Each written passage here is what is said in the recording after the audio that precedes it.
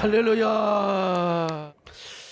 예, 아시다시피 저는 근본에 미국 워싱턴에서 400여 명의 참전용사들을 펜타곤 호텔에서 제가 섬겼습니다. 그리고 한국전 전사자 추모의벽 준공식에 VIP로 참석을 하여 추모시도 낭독하고 돌아왔습니다. 어제 오후 늦게 귀국하여 오늘 하나님의 은혜로 지금 세 번째 강단에 서게 되는데 정말 기도해 주시고 또 헌신해 주신 여러분들께 진심으로 감사를 드리고 저는 앞으로도 세 번의 강단을 계속 아마 서야 될 것입니다. 여러분 저에게 셈을 주시고 또 하나님 우리 세대께를 통하여 영광 받으신 우리 주님 앞에 감사의 박수를 한번 드렸으면 좋겠습니다. 요즘 그 영적 마음 만짐 시리즈를 제가 말씀드리고 있는데요. 오늘 제목은 무엇이냐? 힘들다고 말해도 괜찮아. 힘들다고 말해도 괜찮아. 이 제목은요, 강재윤 씨가 쓴 괜찮아. 힘들다고 말해도 돼. 이걸 살짝 제가 표절은 아니고 제가 좀 따봤다고 할 수 있습니다. 이 책을 보면 이런 내용이 나옵니다. 마음이 뭐가 그렇게 중요해요? 지금 내 마음엔 빨간불이 켜져 있어요. 지금 내 마음에 어떤 일이 일어나고 있을까요? 왜 많은 사람들이 기쁜 일은 쉽게 말하면서도 힘든 일은 이야기하지 않는 것일까요? 최대한 티내지 않는 게 잘한 행동이고 성숙한 태도라고 생각하는 거예요. 하지만 그렇게 마음에 숨겨놓은 부정적인 감정들은 어떻게 될까요? 마음 가장 밑바닥에 차곡차곡 쌓이면서 결국에는 폭발하게 될 거예요. 그렇습니다. 여러분, 오늘 우리는요, 좋은 일, 기쁜 일은 쉽게 말하는데 힘든 일, 고통스러운 일은 이 얘기를 잘 안 하려고요. 쪽팔리다고 또 그것이 상처가 된다고 말이죠. 혼자 마음에 쌓아놓고 드러내려고 하지 않습니다. 그러다 보면 칼 융이 말하는 대로 우리 마음의 깊은 곳에서 상처받은 나 자아가 계속해서 울고 있다는 겁니다. 특별히 어릴 때 상처받는 사람은 그 어린아이가 내 안에서 울고 있다는 것입니다. 독일의 유명한 여류 소설가인 루이제 린제라는 분이 계세요. 아주 유명한 소설가인데요. 이분이 생의 한가운데라는 장편 소설을 썼습니다. 거기 보면 남자 주인공 슈타인이 암에 걸려 죽음에 임박하자 자신의 평생을 사랑해왔던 여인에게 마지막 사랑의 고백의 편지를 쓰고 자기가 지금까지 그 여인에 대해서 그렇게 그 사랑했던 사랑의 일기장을 보내면서 이제 소설은 시작이 됩니다. 남자 주인공은 이래봬도 대학 교수이고 그리고 의사였습니다. 근데 그가 18년 동안 사랑했던 니나라는 여자가 있습니다. 남자 주인공은요, 니나라는 소년을 처음 만났을 때, 성숙한 성인도 아니요, 소녀를 만났을 때 너무 사랑하는 마음이 생겼어요. 그래서 내가 성인이 될 때까지 너를 기다려주마. 나이가 20살 차이나 납니다. 자, 그렇지만 그가 사랑하는 여인 니나가 소녀 때부터 성년으로 성장하는 과정을 18년 동안을 계속해서 지켜봤습니다. 이렇게 지켜보면서 니나를 진정으로 사랑하지만 결국 결혼하지는 못하고 끝납니다. 오히려 슈타인은 사랑하는 여자 니나가 다른 남자와 연애하는 모습을 보아야 했고 다른 남자가의 그 아이를 잉태하고 임신하는 걸 여러분 지켜보아야 했습니다. 그리고 다른 남자와 또 결혼을 합니다. 그러다가 또 여자가 감옥에 가고 또 사랑하는 여자가 자살을 시도할 때 자살을 하지 못하도록 계속해서 막아주고 도와주는 역할을 하고요. 이게 말도 안 되는 소리지만 이게 소설 내용이란 말입니다. 그토록 니나를 사랑했지만 주인공 슈타인은 아무것도 해줄 수가 없어요. 그저 그녀만을 지켜보면서 한숨을 짓고 사랑의 아픔과 슬픔을 녹여내기만 하고 있었습니다. 그러다가 슈타인은 결국 암에 걸려 죽게 됩니다. 얼마나 불쌍한 남자입니까? 죽음을 앞에 두고 스트레스를 받아서 그랬는지 하여간 암에 걸려서 지나온 삶을 통찰하며 고통스러운 운명을 받아들입니다. 마침내 그는 니나에게 18년 동안 내가 그대를 사랑했다고 사랑의 고백의 편지를 보내고 18년 동안 써왔던 일기장을 그녀에게 보냅니다. 그것이 바로 작가로서는 슈타인의 자유이고 해방이고, 요즘 해방일지라는 드라마가 끝났지만 지금도 유명하잖아요. 또 그것이 그 사람의 구원이라고 그렇게 이야기를 펼쳐나가죠. 여러분, 그러나 슈타인은 얼마나 가슴 아프고 슬픈 삶을 살았겠어요. 참으로 구슬프기 그지없는 애정소설입니다. 그나마 죽음을 앞두고라도 그녀에게 사랑한다고 고백이라도, 내가 너를 그렇게 기다려왔다고, 그러면 여러분 그것이 이제 구원이고 그것이 해방이고 또 자유라는 것이죠. 그런데 상대방이 죽어버린 다음에야 사랑을 고백한다고 해봤자 그게 무슨 소용이 있겠습니까? 제가 이 소설을 생각하면서, 제가 여러분 올해가 범해지 않습니까? 제가 시를 쓰는 사람으로서 호랑이 시리즈, 이제 시집이 나올 것입니다만은 호랑이 시리즈를 20편을 넘게 썼습니다. 나비 시리즈 10편, 그 다음에 또 무슨 사자 시리즈 5편 쓰고, 계속해서 제가 발표를 하니까요, 문해지에다가 또 앞으로 계속 쓸 것입니다. 그런데 제가 이 소설을 연상하면서 저는 호랑이 6번째 시를 이렇게 한번 써봤어요. 평생 고백하고 싶은 말을 당신의 무덤 앞에서 하네요. 당신은 포효하는 범과 같다고, 절대로 그럴 존재가 아니라 하여도 나에게도 여린 순정이 있어요. 호랑이를 대변하는 말입니다. 당신이 살아있을 적에 하고 싶었던 고백, 당신의 무덤 앞에서야 호피 가죽을 벗고, 이제 여기서 시가 되는 거죠. 사랑을 고백해요. 당신을 진정으로 사랑했습니다. 일어나 보니 너무 아쉬운 꿈이었어요. 이런 게 이제 시입니다. 참 슬픈 시죠. 자, 그런데 이렇게 되면 사람이요, 이렇게 홀로 되고 이렇게 사랑을 잃어버리고 그렇게 되면은 사람은 두 가지로 변하게 됩니다. 첫째는 인생이 망가질 대로 망가지든지, 그래서 슈타인이라는 사람은 암에 걸려 죽어요. 죽어. 아니면 사나워질 대로 사나워집니다. 여러분 이런 얘기 들어보셨어요? 아프리카에서 가장 난폭한 그 짐승이 뭐냐? 사자도 아니고 여러분 무슨 뭡니까? 표범도 아니라는 겁니다. 그게 뭐냐면 임팔라라고 하는 게, 임팔라는 보통 때는요 얼마나 온순하고 연약한 동물인지 모릅니다. 근데 어쩌다가 무리에서 이제 이탈한 임팔라가 있어요. 그 배신감을 가져다 보니까 임팔라는 얼마나 사납게 막 보이는 대로 받아버린대요. 그냥 멧돼지도 받아버리고 사자, 그 다음에 곰은 거기 없지만은 또 뭐가 있어요? 표범이 와도 하이에나가 와도 그냥 받아버린다는 겁니다. 여러분요, 이 소외감이 얼마나 무서운 본능으로 발전을 하는지, 사나운 짐승으로. 그래서 이게 미친 듯이 막 받아들게 되면 사자나 표범도 좀 미친놈이라고 그러고 살살 피해버린다는 거예요. 참 임팔라, 여러분 임팔라가 열받으면요 사랑하는 임도 팔아먹어버려. 임팔라 아세요? 이게 아는 사람은 웃는 사람이고요. 보통 때는 임팔라가 얼마나 온순한지 몰라요. 그런데 이게 나쁜 상황이 막 자신을 막 스티프리스하게 하고 악에 바치게 하면은 막 임팔라가 그냥 받아버리는 거예요. 우리 오늘날 사람도 마찬가지요. 자신이 너무나 그냥 그 배신을 당하고 혼자 있게 되고 너무 그냥 쓸쓸하고 그러면은 임팔라처럼 막 받아버려요. 그냥 누구든지. 그래서 요즘 임팔라들이 많아요. 막 유튜브 상에도 많고. 이게 사랑을 받지 못한 사람이 공격적이 된다는 사실입니다. 그래서 누구든지 욕을 하고 막 그냥 연예인도 욕하고 종교인도 정치인도 막, 여러분 참 이런 무서운 사회가 돼요. 다 그게 임팔라 이펙티브라고 하는 것입니다. 여러분 이런 현상은 결코 좋은 것이 아닙니다. 그래서 힘들면 힘들다고 말하는 것이 여러분 좋습니다. 슬프면 슬프다고 말하는 것이 굉장히 좋아요. 아프면 아프다고 말하는 게 굉장히 좋아요. 그래서 여러분 이런 노래가 있지 않습니까? 내 손에 잡은 것이 많아서 손이 아픕니다. 잡은 것이 많아서 손이 아프대요. 등에 짊어진 삶의 무게가 온몸을 아프게 하고 매일 해결해야 하는 일 때문에 내 시간도 없이 살다가 평생 바쁘게 살다가 보니 다리도 아픕니다. 여러분 손도 아프고 다리도 아프대요. 이름이 노사연 씨는 이름이 굉장히 좋은 분이요.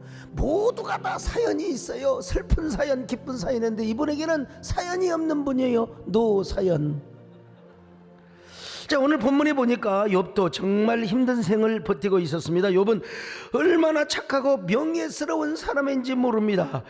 그런데 순하고 순한 욥도요, 그냥 어떻게 됩니까? 사람들이 무너지게 되니까요. 욥이 무너지게 되니까 사람들이 막 들이받게 되는 거예요. 이리 들이받치고 저리 들이받치다 보니까 욥도요, 자기 현실을 막 탄식하게 되는 것입니다. 그 현실을 탄식하는 내용이 욥기 30장에 아주 적나라하게 나옵니다. 과거에 욥은요, 부자로 살았습니다. 그리고 헤드십을 공동체에서 얼마나 발휘했는지 몰라요. 그러나 모든 것이 무너져서 이제 하류 인생을 살고 있어요. 그러니까 여러분, 그 과거가 그리운 거요. 아, 옛날이요. 그 옛날로 다시 돌아갈 수가 없을 것인가. 과거 욥은 어려운 사람을 만나면 격려와 용기를 주는 사람이었습니다. 불행한 사람에게 희망을 주는 사람이었습니다. 그런데 이제는 상황이 반전되어서 자신에게 격려받았던 사람들의 욥을 씹기 시작하는 거예요.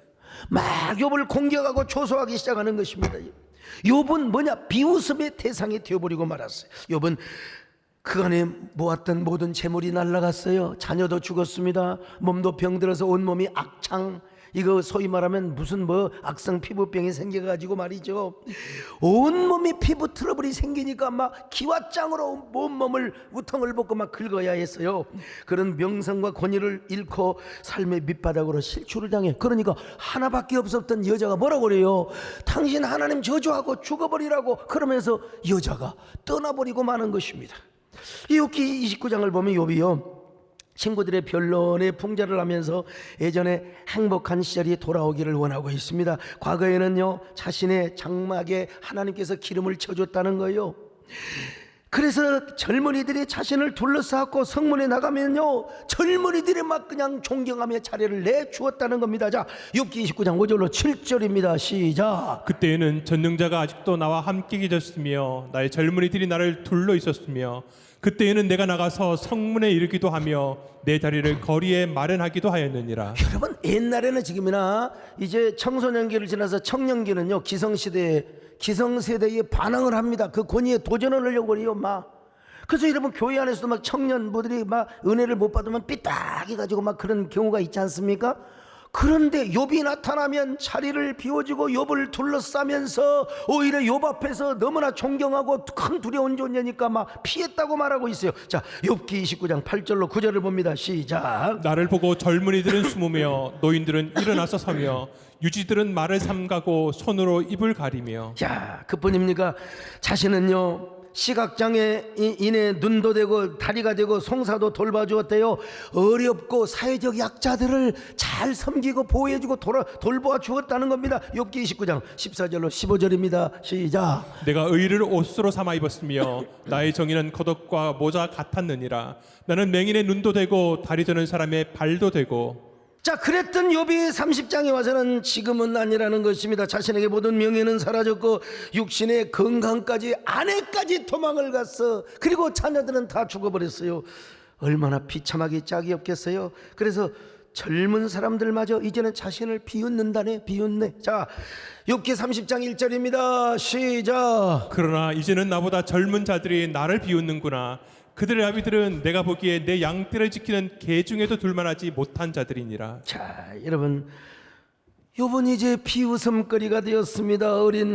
나이 어린 불량배와 애송이들의 조롱거리까지. 세상에 옛날에 저렇게 잘 나갔는데 하나님 앞에 뭔 죄를 지어서 저렇게 돼버렸을까 하면서, 요즘도 보세요. 잘 나가는 사람들에서 한때는요, 명성이 자자했던 정치인, 연예인, 그리고 종교 지도자 할 것 없이 올라갈 때는 그렇게 신나게 올라가고 얼마나 신명이 났는지 몰라. 근데 내려올 때 보면 얼마나 추락하는지. 추락하는 것은 날개가 있다. 날개가 있어 날개가 상해버렸는데 여러분, 그렇게 하는 것이죠.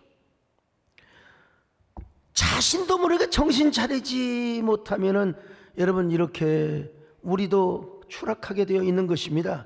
세계 최초로 혼자서 에베레스트 산을 무산소로 등장하여 성공한 라인홀드 이 메스너라는 분이 있는데요. 이분이 죽음의 지대라고 하는 책을 통해서 이런 얘기를 합니다. 뭐라고 말하는 줄 아세요? 어떤 등산각은 올라갈 때는 안 죽는다는 거예요. 뭐 산사태내 나고 어쩌고 그런 재앙이 있으면 모르지만 올라갈 때는 안 죽는데요. 언제 죽느냐? 내려올 때 죽은대요. 내려올 때 죽어요. 자, 그러면 내려오면서 안 죽는 비결이 뭡니까? 이렇게 물어보니까 내려올 때 경건함을 잃지 말라는 거예요. 경건함. 경건함을 잃지 않고 조심스럽게 내려오면, 자, 이분은 너무 멋있는 워딩을 한 거예요. 조심히 내려오면 된다. 그런데 그렇지 않고 경건함을 잃지 않으면 내려올 때도 죽지 않는다는 것입니다. 얼마나 귀한 교훈입니까? 괜히 내려오다가 까불고 잘난 체하다가 여러분 다리가 삐거나 아니면 뭐 환도뼈, 꼬리뼈가 깨지고 아니면 맞박이 깨져서 죽는다는 거예요. 우리가 여러분 높아질 때가 있습니다. 근데 높아진다고 항상 높은 게 아니에요. 언제나 내려올 때가 있어요. 내려올 때 조심해야 되지 않겠습니까? 인간은요, 조그마한 권력이 주어지면 그 권력을 가지면 나도 모르게 권력 자체가 오만하게 되어 있는 겁니다. 권력을 가지면서 겸손한 사람, 이분은 정말 대단한 분이요. 이런 분은 대통령도 앞으로 할 수 있어요. 근데 조그마한 권력이 주어질 때 이걸 가지고 만용을 하며 그냥 이런 사람 목에다 큰 소리를 막 그냥 목에다 힘을 주고, 그것도요 독일제 기부스를 차고 막 큰 소리를 치고 그러면 반드시 떨어지게 되어 있습니다. 떨어지면 죽는 거 비참한 거예요. 내리막길을 내려올 때 조심해야 된다는 겁니다. 추락하면 어떻게 돼요? 이제는 조롱하게 되는 거예요. 한때는 잘 나가던 저 사람이 한때 이렇게 되었다고 말이죠. 우리 남진 장로님이 고개를 끄덕끄덕한 거 보니까 나 남진 장로님 들으라고 하는 소리 안 하는데, 장로님은 아직 떨어지려면 멀었습니다. 아직도. 여러분, 욥이 그랬어요.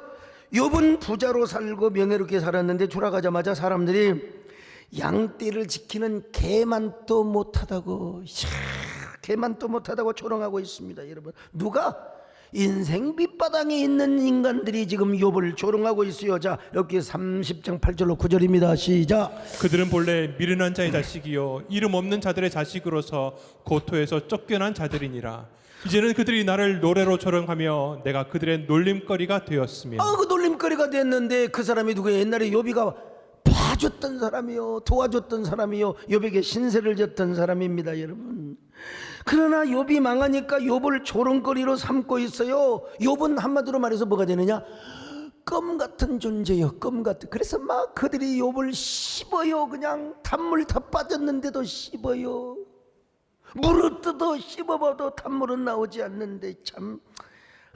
그래서 욥은요, 오늘 본문에서 이렇게 고백합니다. 자기가 햇볕에 쬐지도 않고 자신을 덮고 있는 피부가 검어졌을 뿐만 아니라 뼈가 열기로 말미암아 타져버렸다는 거예요. 이거 진짜 과장법입니다, 사실은. 자, 욥기 30장 28절 같이 봅니다. 시작. 나는 햇볕에 쬐지 않고도 검어진 피부를 가지고 걸으며. 자, 30절 봅니다. 시작. 나를 덮고 있는 피부는 검어졌고 내 뼈는 열기로 말미암아 탔구나. 나는 요즘요 워싱턴에서 2시간을 넘게 2시간 반 동안 햇볕은 쨍쨍 머릿속까지 다 타버렸어요. 그 직사광선 내가 볼 때는 그 1시간 반에도 끝날 수 있어요. 뭔 3시간이나 느릿느릿 해가지고 이게 노인들이 아무래도 이게 플랜을 하다 보니까 그 김창년 장로님이 개입을 하셨으면 좀 좋았는데, 참. 얼굴 보세요. 월남에서 돌아온 새카만 김상사가 돼버렸어요. 그냥 워싱턴에서 돌아온 완전히 새카만 목사가 되었어요. 근데 욥이는 햇빛을 보지 않았는데 얼굴에 검어버렸다 이 말이요. 그리고 그 열기에 그냥 뼈가 타고 뼈가 썩어 들어간다는 겁니다. 뿐만 아니라 그 악창병으로 고통을 당하고 있는 사람, 그 욥을 바라보며 사람들이 침을 뱉고 갔다네. 욥을 향하여 침을 뱉고 갔어요. 자, 욥기 30장 10절입니다. 시작. 그들이 나를 미워하여 멀리하고 서슴지 않고 내 얼굴에 침을 뱉는도다. 여러분, 이런 게 어디가 있어요. 욥이가 참았죠. 그래도 여러분, 욥이가 왜 대단한 건 그래도 참았어요. 아니, 하나님을 의지하고 하나님의 신실하심을 그 마음이 얼마나 힘들었는지 주님이 만져주시고 주님이 회복하시고 자신의 인생이 역전되기를 원했던 것입니다. 왜 그런 줄 아세요? 저 화란의 유명한 개혁신학자인 G 그라프에 의하면 욥 안에 예수 그리스도의 인격이 미리 내재해 있다고. 아우, 나는 이거 신학교 다닐 때 제가 이거 읽은 책인데요. 와, 얼마나 은혜 받았는지 몰라요. 욥이가 뭐 대단해서 이렇게 잠은 줄 아느냐? 예수 그리스도의 인격이 그 안에 내재해 있기 때문이라는 거예요. 예수님도 십자가에 달리실 때 모든 걸 참고 오히려 하나님 아버지를 찬양했지 않습니까? 욥이는 이래서 멋있는 거예요. 이런 상황에서도 욥이가 하나님을 찬양했다는 사실을요, 여러분도 이런 역경이 오고 여러분 마음이 힘든 상태가 오더라도 먼저 하나님을 의지하시기를 바랍니다.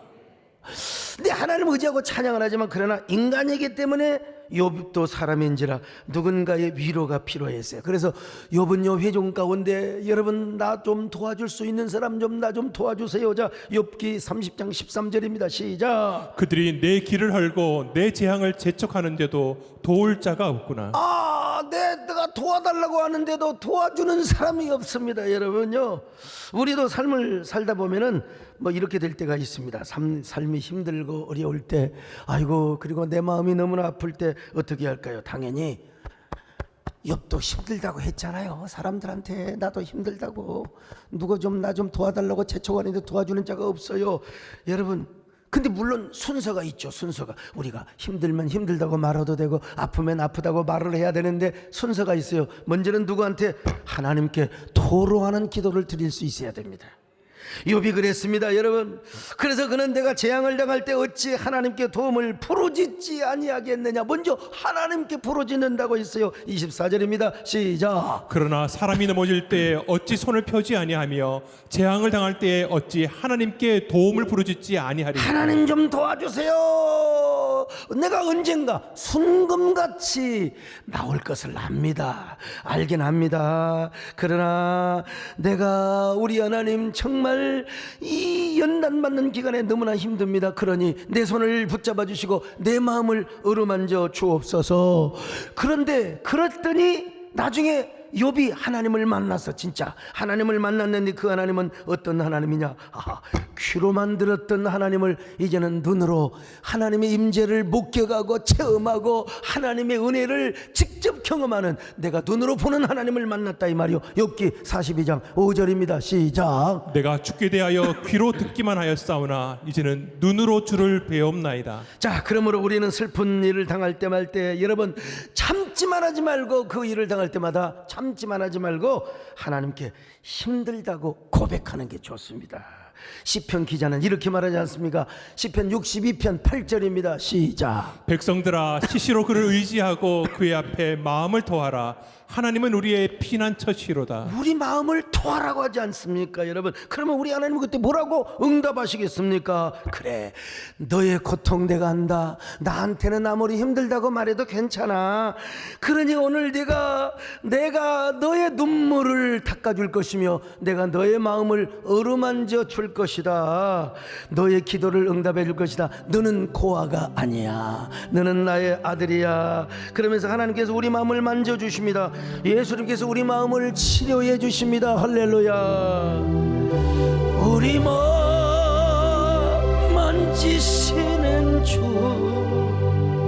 나 경배해, 주 경배해.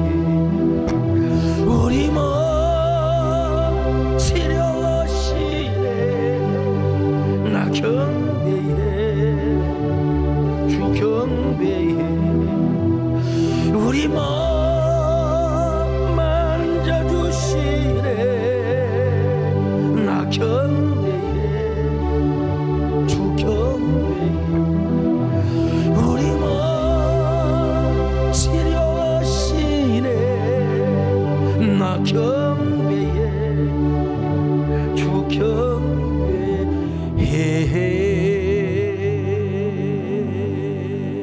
구약에 한나라는 여자를 모르는 사람 없을 거요. 한나, 마음씨도 좋고 얼굴도 예쁘고 신랑도 잘 만났어.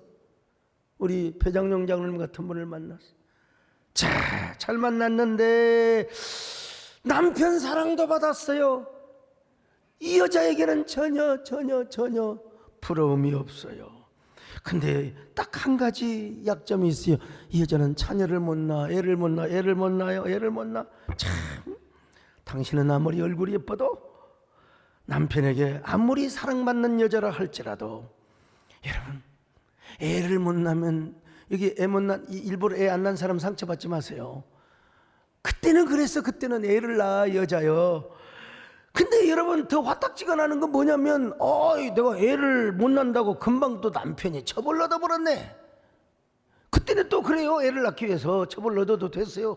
근데 요 첩이 또 들어오자마자 바로 아기를 낳아버렸어요. 아기를 못 낳으면 좀 위로가 되잖아, 그죠? 위로가 되는데 오자마자 하면서 몇 달 후에 차하고 그냥 애도 잘나, 1, 2, 3, 4 그냥 잘나는 거야. 그래가지고 거기까지도 참을 수 있겠어. 근데 이 분인나라고 하는 못된 여자가 맨날 가정 모임만 하면은, 아이고, 그냥 뭐라고 언저렸으면, 얼굴만 예쁘다고 여자냐? 에? 얼굴만 예쁘다고 여자냐? 에? 아이를 잘라야 여자제. 그러면서 왜 나를 좀 이상하게 보는지 모르겠네. 오장육부가 다 뒤집어져. 그런 얘기를 들으니까요. 한 번에 성전에 가서 화목제를 이렇게 드리거든요. 화목제를 드리고 이제 고기를 뜯어먹는데 또 이 여자가 또 오고 있네. 얼굴만 예쁘다고 여자냐? 마음이 고운 건 소용없어. 아이를 잘라야 여자제. 정말로 이 여자가 진짜 내가 여자라는 겁니다. 니는 여자가 아니라는 거예요. 그래서 그렇게 마음씨 고운 여자도 열이 받쳐가지고 성전에 들어가서 기도하는 것입니다.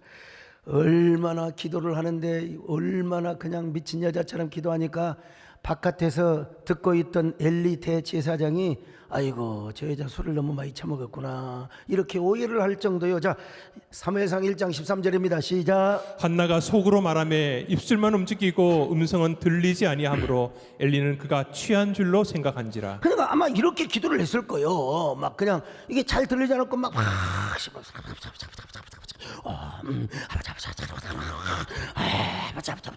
그러니까 이게 또 여러분, 내가 지금 정신으로 이렇게 그냥 흉을 내는데도 좀 약간 그 정상이 아니잖아요. 보통 기도하는 사람, 하나님 아버지, 오늘 우리 셋째가 이번에 수능생입니다. 하나님 은혜를 이렇게 기도할 텐데, 살라 아버지 미사서 살라. 그래서 아예 이 엘리 대제사장이 여자에게 충고를 해요. 자, 14절을 같이 봅니다. 시작. 엘리가 그에게 이르되 내가 언제까지 취하여 있겠느냐, 포도주를 끊으라. 여자야, 그 말이요, 포도주 처먹고 성전에 와서 기도하면 안 된다 이 말입니다. 여러분요, 그러니까 얼마나 또 열받겠습니까? 한나가 막 기도를 합니다. 아무리 예쁜 여자요, 막. 여러분, 우리 기도할 때 그러잖아요. 우리가 속상할 때 기도할 때는 어떻게 기도합니까? 막, 아버지, 난 어디 옛날에 집회를 가면은 새벽 기도 때 제가 강단에서 기도하잖아요. 담임 목사님이 앞자리에 앉아갖고 구석이는 별색이 다 있어요. 그 장로 구석이 말이야. 아무개 장로 있어. 뭐 그런 거요. 보나마나 여기 목사님들 다 원로 목사님들 다 이해가 되잖아요. 그러니까 여자가 지금요 마음이 물이 되어 가지고 주님 앞에 통하는데 막 분있는 십장생만이요. 18개월 헐버 무슨 난 뭐라고 안 했어요. 아무튼 말이야. 아버지 수박 씨발로 먹은. 여러분, 지금 한나가, 자, 한번 보세요. 사무엘상 1장 15절을 같이 봅니다. 시작. 한나가 대답하여 이르되 내 주여 그렇지 아니하니이다. 나는 마음이 슬픈 여자라. 포도주나 독주를 마신 것이 아니요 여호와 앞에 내 심정을 통한 앞에 내 것뿐이오니. 심정을 통한다는 겁니다. 여러분, 제가 좀 약간 이상한 발음을 했다고 해서 여러분, 우리 인생이 뭐 한나라고 다를 게 뭐 있어요? 여러분,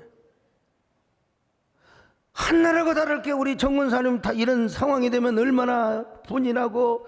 근데 여기서 통하단 말은 히브리 말로 샤파크입니다. 물을 쏟아낸다는 거예요. 이게 자신의 안에 뭐가 있어요?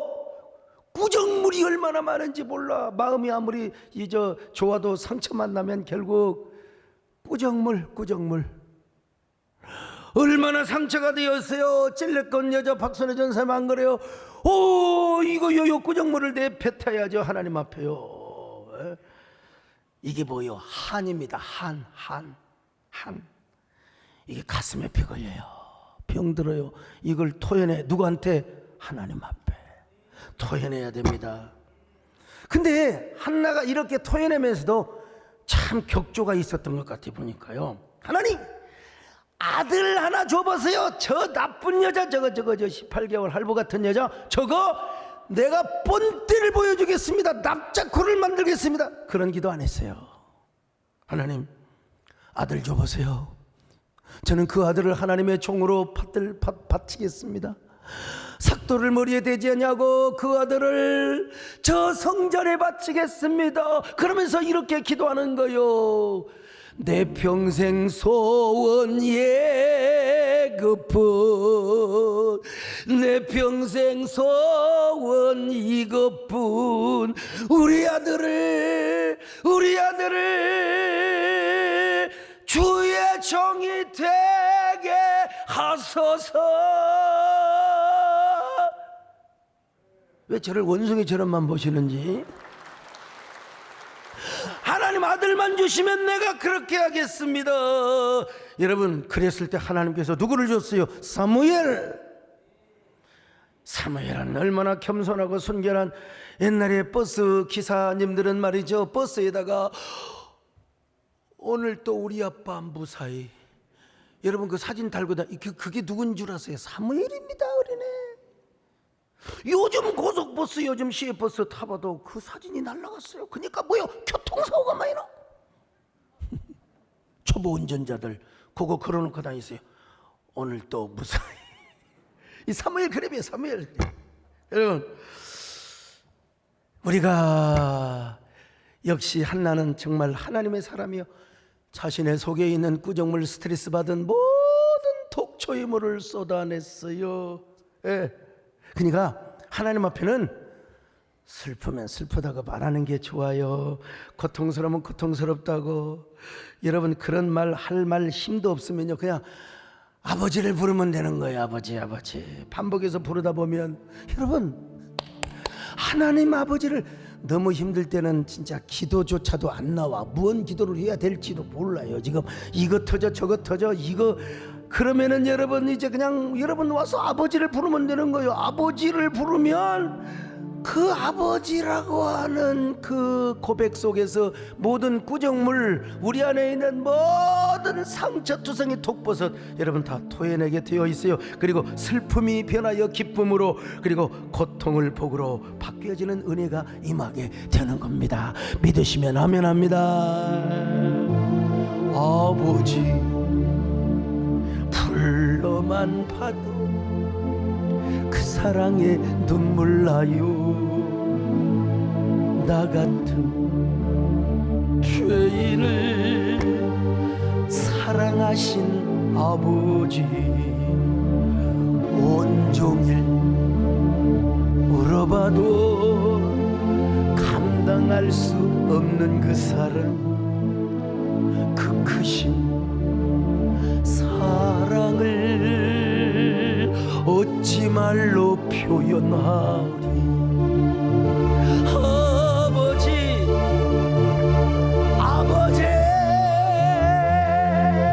내 영혼 깊은 곳에서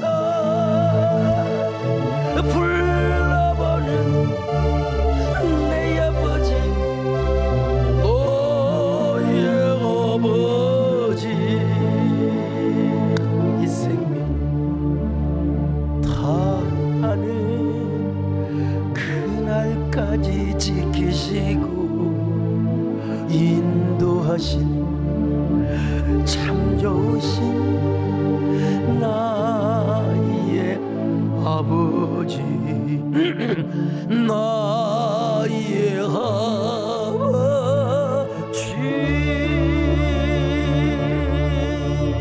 이제 아버지에게, 하나님 아버지에게, 헤블리 파더에게. 그다음 두 번째는 뭐냐? 나를 위로할 만한 사람을 찾아가는 것도 좋습니다. 욥이 아무리 그리스도가 내 안에, 그리스도 인격이 내재해 있다 할지라도 욥도 사람인지라 누군가의 위로가 필요했어요. 그래서 회중 가운데 누군가 나를 좀 도와달라. 자, 28절을 같이 봅니다. 시작. 나는 햇볕에 쬐지 않고도 검어진 피부를 가지고 걸으며 회중 가운데 서서 도움을 부르짖고 있느니라. 회중 가운데 나를 좀 도와주세요. 내 인생에 좀 상담자, 위로자가 있으면 좋겠어요. 그래서 여러분, 우리 교회도 이 상담사가 있잖아요. 상담소장이 있고요. 여러분, 우리가 상담자를 찾아가는데 정말 조심해야 될 게 있어요. 나를 위로해 줄 수 있는 사람을 찾아가야 돼요. 나에게 상처를 주는 사람을 찾아가면 둘 다 죽어요. 둘 다 죽어요.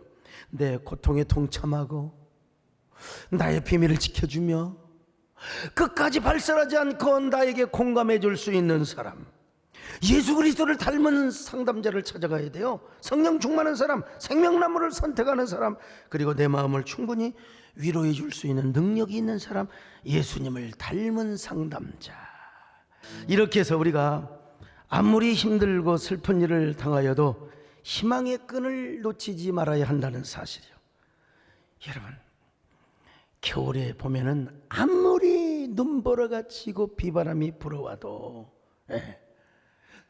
떨어지지 않는 나뭇잎사귀 있습니다. 진짜 정말 떨어지지 않는 나뭇잎사귀 있어요. 겨울에 혹한의 바람이 불어와도 본인도 떨어지지 않고 가지도 놓치지 않고 그를 붙들어 주려고 하는 그런 상생의 위로가 있기 때문에 그러는 거예요. 오늘 우리가 힘들면 나 혼자라고 생각하거든요. 그러나 기억하세요. 나만 힘든 게 아니라 모두가 힘들다는 것입니다. 그리고 마지막 잎새가 떨어지지 않으려고 할 때 나뭇가지도 그 잎새를 끝까지 붙들고 있는 것처럼, 여러분, 하나님이 여러분의 손을 붙잡아 주신다는 사실을 믿으시기를 바랍니다. 예수 그리스도가 오셔서 우리를 위하여 중보해 주시고 성령이 오셔서 우리 마음을 만져주심을 믿으셔야 됩니다. 여러분, 근데 혼자 고통스러워할 필요가 없어요. 혼자 슬픔을 간직하지 마세요. 힘들면 힘들다고 말하세요. 슬프면 슬프다고 말하세요. 그런 사람이 끝까지 승리할 수 있습니다. 그런 사람이 끝까지 오뚜기처럼 살아남을 수 있어요. 여러분, 저도 목회한다고 모든 것이 다 만사형통이요? 어쩔 때는 막 쓸데없이 오해하면서, 여러분, 저라고 무슨 가끔 막 이상한 사람이 나타날 때가 있습니다. 정말로. 여러분, 그때 하나님께 무릎 꿇지 않고 또 성도들의 위로가 없이 어떻게 내가 여기까지 왔겠습니까? 슬플 때 슬프다고, 힘들 때 힘들다고 얘기하지. 나는 아무것도 아니라 그렇게 위선 떨다가 병들어요. 병들어. 병 얘기가 나와서 그러는데, 백혈병으로 투병을 하고 계신 우리 이만창 장로님이 교회 신문에 게재해달라고 글을 보내와서 제가 미리 봤어요. 다 소개할 수는 없지만 일부를 제가 여러분들에게 소개해드립니다. 작년 12월 23일 백혈병 진단을 받고 입원했다. 전혀 예상치 못한 충격이었다. 그날 이후의 삶은 단절과 고통과 눈물로 점철되었다. 1차 항암의 후유증이 너무 컸다. 생사의 길을 넘나들 때 담임 목사님과 그리고 정금성 원사님의 기도, 세대된 교우들의 통성기도와 헌혈에 힘입어 다시 힘을 얻었다. 중약하고요, 하나님이 절망한 에스겔을 향하여 하신 말씀을 나도 수없이 떠올려 보았다. 피터성이라도 살아있으라. 에스겔서 16장에 있는 말씀인데요. 그리고 매일 눈물의 기도를 드렸다. 지금껏 나는 눈물을 모르고 살았다. 그것이 대장부의 모습이라고 생각했다. 나는 영적인 고아였다. 평생을 기자를 하며 살아가니까 그럴 수가 있었죠. 고아는 울지 않는다. 고아는 슬프고 괴로워도 눈물을 보이지 않는다. 울어도 관심을 가져줄 사람이 없다는 것을 알기 때문이다. 마음의 상처가 눈물샘을 막아버렸다. 고아는 좀처럼 눈물을 보이지 않는다. 울음소리를 듣고 달려와 보듬어줄 사람이 없다고 생각하기 때문이다. 영적인 고아는 울며 기도하지 않는다. 눈물의 기도를 들어줄 분이 없다고 생각하기 때문이다. 그래서 삶이 더욱 외로운 것이다. 때론 눈물이 축복이 된다. 우리의 삶 속에 머리알이 침입해 올 때 그것을 눈물의 기도로 감싸면 역경이 진주가 된다. 하나님은 눈물의 기도에 귀를 기울이신다. 눈물로 기도하면 아픈 부분을 만져주신다. 온전한 모습만 남기고 골문 부분은 제거해 주신다. 눈물로 기도하면 해결책도 주신다. 예수 믿는 사람은 울보여야 한다. 눈물의 기도가 기적 같은 진주를 만들기 때문이다. 하나님의 시계를 선영하라는 주제로 열리는 여름 장년 수련회에 참석해 눈물의 기도를 드리고 싶다. 여러분, 구구절절 애처로운 구절로 이루어져서 버려진 고아였는데, 영적인 고아였는데 지금은 울보의 장로님으로 기도하고 있다는 것입니다. 여러분도 한때 고아처럼 살아오지는 않았습니까? 여러분, 우리는 고아가 아닙니다. 우리가 울면 하나님이 달려오십니다. 여러분, 우리 젊은 어머니들, 어린아이가 울면 당장 달려가지 않습니까? 그리고 안아주지 않습니까? 오늘 우리는 영적인 고아가 아니라요, 주님께서도 요한복음에서 나는 너희를 고아처럼 버려두지 않는다고 했어요. 그리고 성령 파라클레이토스, 성령님을 보내신다고. 그래서 우리를 안아주며 우리를 위로해 주신다고 말이죠. 여러분, 어떤 힘든 일이 있습니까? 어떤 아픔이 있어요. 힘들다고 말하지 못하는 바보, 고아처럼 내가 울어도 들어줄 사람이 없다는 바보, 그런 바보로 살아오지는 않았습니까? 아프면 아프다고 하나님께 말할 수 있어야 돼요.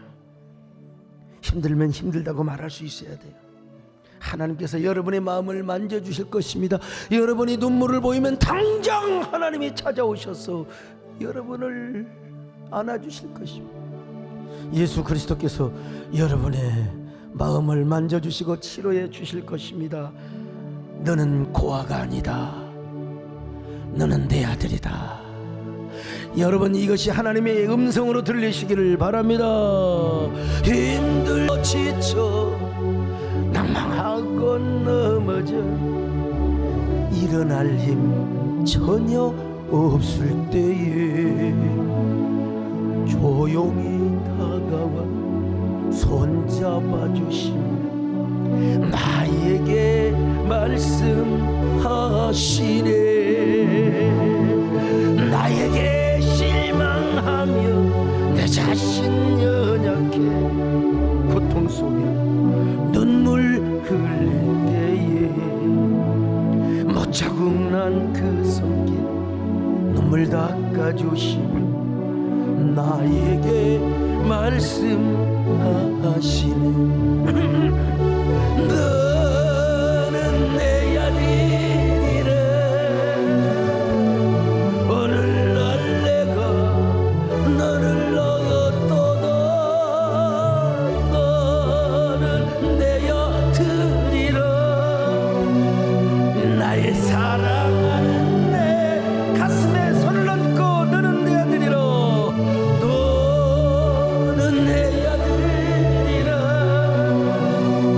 오늘날 내가 너를 얻었도다.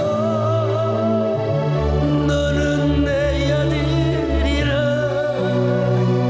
나의 사랑하는 내 아들이라. 주님, 이놈의 코로나가 내 삶을 박살내버렸습니다. 코로나 재앙이 아니래도 힘든 일이 많았습니다. 자녀 때문에, 물질 때문에 너무나 힘든 인생을 살아갔습니다. 그러나 하나님께서 저의 마음을 어루만져 주시면 저는 다시 일어날 수 있습니다. 저의 삶을 품어주시면 다시 회복할 수 있습니다. 성령님 오셔서 저를 다시 한번 나눠주신다면 난 다시 일어날 수 있습니다. 주님, 저의 마음을 만져주시옵소서. 치료하여 주옵소서. 사랑으로 안아주시옵소서. 한 1분 동안 여러분 마음속으로 간절하게 속삭이는 기도를 드립니다. 주여.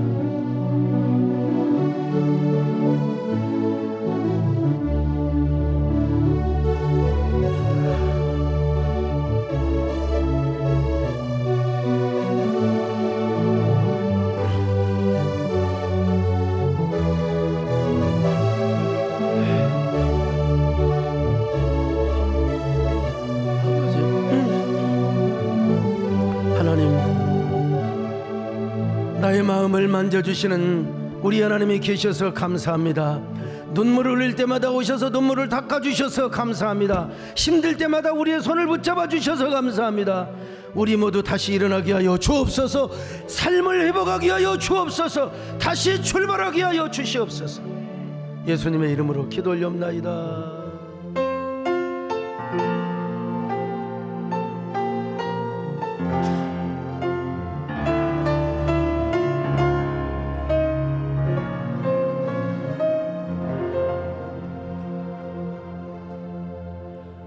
I pray be our eyes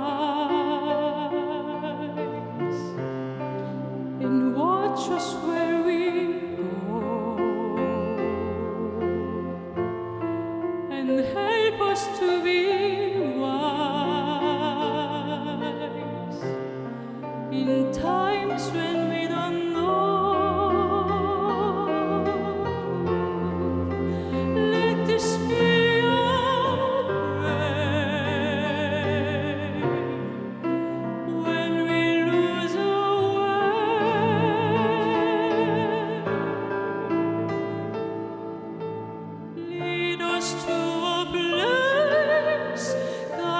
with your grace to a place where we be safe. La luce che tu dai I pray I will find your light nel cuore resterà and hold in our hearts a ricordarci when stars go out each night. eterna stella sei nella mia preghiera. Let this be our prayer. Quanta fede c'è, When shadows fill our day, lead us to a place guide us with your grace, give us faith so we'll be safe. Sogniamo un mondo senza più violenza, un mondo di giustizia e di speranza, ognuno dia mano al suo vicino, sì